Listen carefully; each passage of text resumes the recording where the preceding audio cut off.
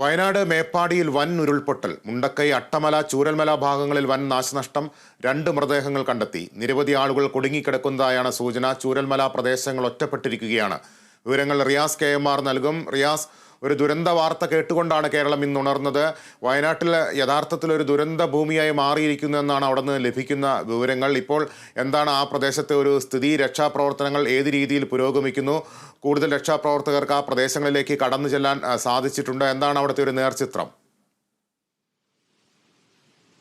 വയനാട് ചൂരൽമല മുണ്ടക്കൈ മേഖലയിലാണ് ഉരുൾപൊട്ടൽ ഉണ്ടായിരിക്കുന്നത്. ഇപ്പോൾ 3 മരണങ്ങൾ സ്ഥിരീകരിച്ചിരിക്കുകയാണ്. 6 പേർ മരിച്ചു എന്നൊരു വിവരം പുറത്തു വരുന്നുണ്ട്. സ്ഥിരീകരണം വന്നത് 3 മരണങ്ങളാണ്. അതിലൊരു പിഞ്ചു കുഞ്ഞുൾപ്പെടെ ഉൾപ്പെടുന്നു എന്ന വളരെ ദയനീയമായ സങ്കടകരമായ ഒരു വാർത്തയാണ് പങ്കുവെക്കേണ്ടി വരുന്നത്.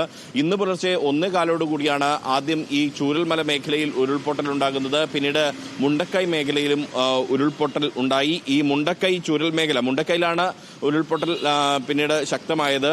അതിനുശേഷം അവിടെ പുഴ ഗതിമാറി ഒഴുകി ഈ മുണ്ടക്കൈ ചൂരൽ മേഖല ടൗണുകളെ തമ്മിൽ ബന്ധിപ്പിക്കുന്ന പാലം, അത് പ്രധാന പാലം തകർന്നിരിക്കുകയാണ്.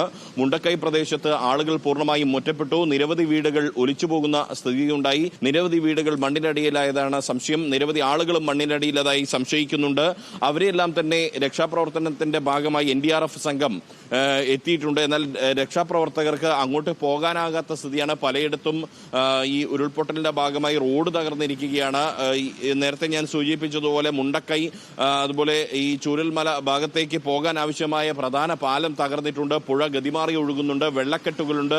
അങ്ങനെ ഒരു സമാനതകളില്ലാത്ത ഒരു ദുരന്താവസ്ഥയാണ്. എന്തായാലും സർക്കാർ വലിയ രക്ഷാദൗത്യം നടത്തുമെന്ന് മുഖ്യമന്ത്രി വ്യക്തമാക്കിയിട്ടുണ്ട്. മന്ത്രിമാരെ ഉൾപ്പെടെ അവിടെ ക്യാമ്പ് ചെയ്യിപ്പിച്ചുകൊണ്ടുള്ള രക്ഷാപ്രവർത്തനം. ഒന്ന് തുടരുക. ഇപ്പോൾ മിനിസ്റ്റർ AK ശശീന്ദ്രൻ ടെലിഫോൺ ലൈനിൽ ചേരുന്നുണ്ട്. മിനിസ്റ്റർ, എന്താണ് താങ്കൾക്ക് അവിടെ നിന്ന് ലഭിക്കുന്ന വിവരങ്ങൾ?